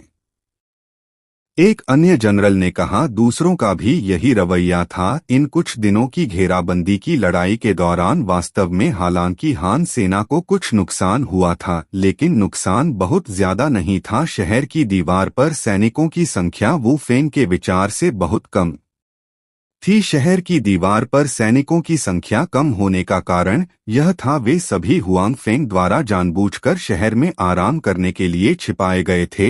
वह अंतिम लड़ाई का इंतजार कर रहा था। दुश्मन को कमजोरी दिखाने के लिए हुआंग फेंग ने जानबूझकर सैनिकों को अपने पीछे छिपा लिया। उसने जानबूझकर शहर के बाहर के लोगों को शहर की दीवारों पर जाने दिया। बेशक उसके बाद वह उन दासों को लाता था जिन्हें उसने बदला था और फिर वह उन्हें वापस भेज देता था। वह दुश्मन को कमजोरी दिखाना चाहता था। वह वास्तव में शहर की दीवार को दुश्मन को नहीं देना चाहता था और उसने जो किया वह स्पष्ट रूप से प्रभावी था। वू फेंग को लगा कि अगर वह कड़ी मेहनत करता है तो वह शहर की दीवार को तोड़ने में सक्षम होगा। इसलिए वह पिछले कुछ दिनों से बिना किसी आराम के शहर पर हमला कर रहा था। साथ ही उसने शहर के पहरेदारों की ताकत का भी गलत अनुमान लगाया था। इस वजह से उसने हुआंग फेंग की हान सेना को जो महत्व दिया था उसे खो दिया था। हुआंग फेंग ने जिन दासों के बदले में कुछ और खरीदा था वे बहुत मजबूत थे। शहर की दीवार पर अग्निशामकों के रूप में काम करना उनके लिए कोई समस्या नहीं थी। इसलिए हालांकि तियानहाओ शहर ढहने के कगार पर लग रहा था,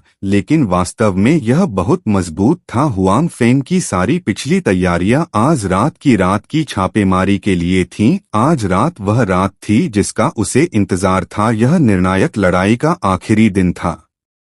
एपिसोड 1250 डार्क नाइट असॉल्ट। सभी की प्रतिक्रिया देखकर हुआंग फेंग भी बहुत खुश हुआ और बोला, इन कुछ दिनों में सभी ने काफी आराम किया है। यह वह समय है जब हम ऊर्जा से भरे होते हैं। दूसरी ओर शाही सेना उस समय है जब लोग थके हुए होते हैं और घोड़े थके हुए होते हैं। आज रात हमें उन्हें जाने नहीं देना चाहिए। चिंता मत करो नेताजी, मैं उन शापित लोगों के साथ विनम्र नहीं रहूंगा, वांग दानियू ने कहा। वास्तव में हालांकि हान सेना को पिछले कुछ दिनों में उतना नुकसान नहीं हुआ था जितना वू फेंग को पता था। हर दिन वे अपने भाइयों को शहर की दीवार पर खूनी लड़ाई लड़ते हुए देखते थे। उन्हें शहर की दीवार पर इंपीरियल कोर्ट की सेना द्वारा भी मार दिया गया था, जबकि वह केवल एक तरफ छिपकर आराम कर सकता था। वांग दानियू और अन्य साथ ही साथ जो सैनिक पहले पीछे हट गए थे उन्होंने अपनी सांस रोक ली। आज रात हालांकि यह स्पष्ट रूप से उनके गुस्से को बाहर निकालने और अपने भाइयों का बदला लेने का समय था। ठीक है, सबको 1 घंटे आराम करने दो, उसके बाद हम फिर से चलेंगे। उस समय मुझे लगता है कि शहर के बाहर शाही दरबार के सैनिक हम पहले से ही सोने के बहुत करीब हैं जनरल। लियू जी, आप सेना के प्रभारी होंगे, मैं विशेष बलों का नेतृत्व करूंगा, हम पहले घुसेंगे और सेना के कमांडरों को मार देंगे। हुआंग फेंग ने कहा, नेता अकेले मत जाओ, बस यहीं रहो और आदेश दो। अंधेरे में हुआंग फेंग ने व्यक्तिगत रूप से कुछ लोगों को दुश्मन के बेस कैंप में ले जाया। लियू जियुन अभी भी बहुत चिंतित था। ठीक है नेताजी, आप अकेले मत जाइए, आपके आदेश से हम अधिक सहज हो जाएंगे। वांग दानियू ने कहा, यह ठीक है, मुझे जनरल लियू पर भरोसा है, इसके अलावा आप सभी मेरे कौशल को जानते हैं, मैं ठीक हो जाऊंगा। हुआंग फेंग ने कहा, इस तरह का एक छोटा सा विशेष ऑपरेशन उसके लिए बहुत खतरनाक नहीं होगा। हुआंग फेंग की जिद देखकर उन्होंने और कुछ नहीं कहा। उसके बाद वे सभी आराम करने और बाद में युद्ध की तैयारी करने चले गए। सबके चले जाने के बाद हुआंग फेंग उन दासों को ले आया जिन्हें उसने भंडारण से बदला था। बॉक्स, यह वह विशेष बल दल था जिसका उन्होंने अभी उल्लेख किया था, जो रवाना हुआ था। तुलना करें शुरुआत में, अब इन दासों की संख्या में थोड़ी वृद्धि हुई थी। यह कुल था 50 लोगों के लिए $10 बिलियन पहले ही खर्च हो चुके थे, इसलिए उन्हें इन बिलियन डॉलर की कोई परवाह नहीं थी। इसलिए हुआंग फेंग ने बाद में कुछ और के लिए आदान प्रदान किया। यह भी इन 50 सेकंड लेवल के शिखर दासों के अस्तित्व की वजह से ही था कि हुआंग फेंग इन कुछ दिनों में शहर की दीवार पर सैनिकों को लगातार हटाने में सक्षम था। इन परिस्थितियों में वह अभी भी यह सुनिश्चित करने में सक्षम था कि शहर की दीवार खो नहीं जाएगी। चलो चलें। हुआंग फेंग और उन गुलामों ने रात के कपड़े पहने और चल पड़े। शहर से निकलने के कुछ समय बाद ही हुआंग फेंग और अन्य लोगों ने शाही सेना का तंबू देखा। जैसा कि अपेक्षित था, उन्होंने तंबू के आसपास गश्त करते किसी भी सैनिक को नहीं देखा। शिविर में केवल कुछ बिखरे हुए अलाव थे, इसके अलावा पूरा शिविर शांत था। जाहिर है शाही सेना के ये लोग वे सभी सो रहे हैं। हुआंग फेंग ने अपने साथ लाए लोगों को कुछ समूहों में विभाजित किया। प्रत्येक समूह शाही सेना के कमांडर की खोज के लिए एक अलग दिशा में आगे बढ़ा। वास्तव में यह कार्य इतना आसान नहीं था। कुछ उच्च श्रेणी के जनरलों को छोड़कर जिनके पास बड़े टेंट थे, अधिकांश कमांडरों के टेंट सामान्य टेंट से बहुत अलग नहीं थे। इसके लिए उन्हें धीरे धीरे खोज करने की आवश्यकता थी। गुलामों को रवाना करने के बाद हुआंग फेंग अकेले ही शिविर के केंद्र में चला गया। अगर उसका अनुमान सही था तो शाही सेना के सर्वोच्च कमांडर का तंबू यह उस स्थिति में होना चाहिए, हालांकि आसपास कोई भी पहरा नहीं दे रहा था। हालांकि यह सुनिश्चित करने के लिए कि कोई अप्रत्याशित घटना न हो, इस तरह भले ही कोई गश्त करने के लिए बाहर आए और उसे अब और नहीं मिलेगा। शिविर के मध्य एशिया में हुआंग फेंग ने वास्तव में वहां एक बहुत बड़ा तंबू खोजा। यह तंबू स्पष्ट रूप से उसके आसपास के तंबू से अलग था। यह बड़ा था और बाहर से ज्यादा ठोस दिख रहा था। यह तुम हो? हुआंग फेंग ने धीरे से कहा और धीरे से पास आया। हालांकि अन्य स्थानों पर कोई भी पहरा नहीं दे रहा था, फिर भी इस विशाल तंबू के चारों ओर अभी भी दो सैनिक खड़े थे। हालांकि इस समय ये दोनों सैनिक पहले से ही अपनी आंखें मूंद रहे थे, उनके सिर धीरे धीरे हिल रहे थे। यह स्पष्ट था कि वे बहुत नींद में थे। हुआंग फेंग मूल रूप से सीधे तंबू में प्रवेश करना चाहता था। हालांकि अगर वह तंबू में प्रवेश करना चाहता था तो उसे निश्चित रूप से पर्दा खोलना होगा। उस समय उसके बगल में खड़े दो लोग उसे जरूर देख लेंगे, इसलिए हुआंग फेंग ने पहले इन दो लोगों को मारने का फैसला किया। यह बहुत मुश्किल नहीं था। वह पहले उनमें से एक के पीछे छिप गया। उसने अपने प्रतिद्वंद्वी की गर्दन को दोनों हाथों से पकड़ लिया, फिर हिंसक रूप से घुमाया। उस व्यक्ति की गर्दन से चटकने की आवाज आई और फिर उस आदमी की गर्दन शक्तिहीन होकर गिर पड़ा। ऐसा लग रहा था जैसे उसकी गर्दन टूटने की आवाज सुनकर उसके बगल में बैठा व्यक्ति जाग गया हो। उस व्यक्ति ने कुछ संदेह के साथ देखा, लेकिन अचानक उसे लगा कि वहां एक राक्षस है, यहाँ अतिरिक्त आंकड़ा है। उसने सोचा कि उसने गलत देखा है और अपना सिर नीचे रगड़ने के लिए नीचे किया। उसकी आंखें, हालांकि इस समय उसे लगा कि उसका मुंह ढका जा रहा है। फिर एक खंजर उसके दिल में छुरा घोंपा गया। आदमी का शरीर एक पल के लिए रुक गया और वह तुरंत जाग गया। वह चाहता था कि संघर्ष, लेकिन उसकी ताकत निश्चित रूप से हुआंग फेंग की तुलना में कमजोर थी। अंत में वह नहीं कर सका, वे मुक्त हो गए और निराशा में मर गए। हुआंग फेंग ने दोनों लाशों को तंबू के सामने झुका दिया। उसके बाद तभी वह तंबू में घुसा। निश्चित रूप से तंबू का आकार छोटा नहीं था। हुआंग फेंग को अंदर बड़े बिस्तर पर एक आकृति मिली। वह देखने के लिए करीब गया और दूसरे पक्ष को नहीं पहचान पाया। हालांकि इस तंबू में सो रहा व्यक्ति एक उच्च पदस्थ जनरल होना चाहिए। हुआंग फेंग ने औपचारिकता नहीं निभाई। वह आगे बढ़ा और दूसरे पक्ष के मुंह को ढक दिया। खंजर ने एक बार फिर दूसरे पक्ष के दिल में वार किया। उस व्यक्ति ने तुरंत अपनी आंखें खोली। उसने काले सूट में हुआंग फेंग को अपने पैरों से इधर उधर मारते हुए देखा। वह बाहर के लोगों का ध्यान आकर्षित करना चाहता था और उन्हें उसे बचाने के लिए आने के लिए कहना चाहता था। हालांकि हुआंग फेंग की ताकत ऐसी नहीं थी जिसकी वह तुलना कर सके। चाहे उसने कितनी भी कोशिश की हो, वह मुक्त नहीं हो सका। अंत में हुआंग फेंग ने अपनी आंखें चौड़ी की और